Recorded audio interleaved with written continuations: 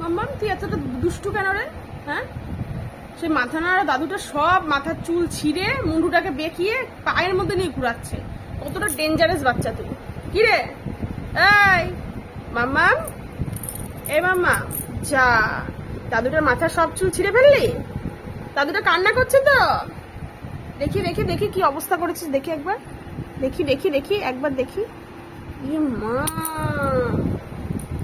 এ কি অবস্থা? সব চুল কোথায় গেল? মাথার চুলগুলো ফেলে দিয়েছিস কেন? দাদু কান্না করছে তো। ও তুই মাথার চুল টেনে ছিঁড়ে এবার দাদু কান্না করছে তাই দাদুকে ভালোবাসছিস? হ্যাঁ, তাই দাদুকে ভালোবাসছিস? তোকে কে বলেছে মাথার চুল টেনে ছিঁড়তে আবার আদর করতে? জিজ্ঞাসা কর দাদু ব্যথা পেয়েছে নাকি, জিজ্ঞাসা কর। বাবা আবার আদর করছে। আর খেটিটাও তো লম্বা করে ফেলেছিস। হ্যাঁ, লম্বা করিনি,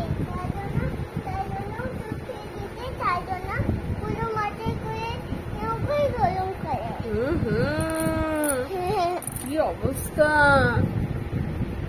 দেখো দাদুর, কি অবস্থা। চুল নেই, মাথায় গোপ নেই, দাড়ি নেই, কিচ্ছু নেই, সব টেনে ছিঁড়ে ফেলেছে। এই যে এই ডাকাত মেয়ে, এই যে এই ডাকাত বাচ্চাটা, দেখে রাখো তোমরা।